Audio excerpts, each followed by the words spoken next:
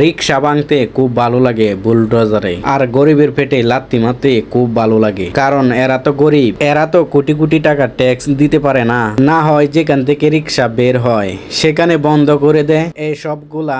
ও সেখান থেকে বন্ধ করে দিলে তো কোটি কোটি টাকা আসবে না, তাই গরিবের পেটে লাত্তি মারছস। গরিবরা কিস্তি তুলে তুলে রিক্সাগুলা কিনে, তাদের পরিবারগুলা এই রিক্সার উপর নির্ভরশীল করে চলতো। আর তোরা এই গরিবের পেটে লাত্তি মারছস। তোরা পাইলে সিংহাসনটা খুব গরিব মেরে খাইতেছ। এইসব মানুষের গায়ে সইলেও আল্লাহর গায়ে সইবে না রে। না হয় তারা যখন রিক্সাগুলা ভাঙলি তখন যে লোকটা কান্না করছিল, তোদের কাছে হাত জোর করছিল, তখন তোদের বিবেকটা একবারও নাড়া দিল না? একবারও ভাবলি না আমরা তো এই কাজটা খারাপ করছি? ও তোরা ভাবলি রাস্তা নষ্ট হয়ে যাবে এগুলা না করলে? আর যারা উপরে বসে দেখে রাজ্যটা নষ্ট করছে, এগুলা ভেঙে দেখা দেখি গরিবের পেটে লাথি দিতে ভালো লাগে নাকি?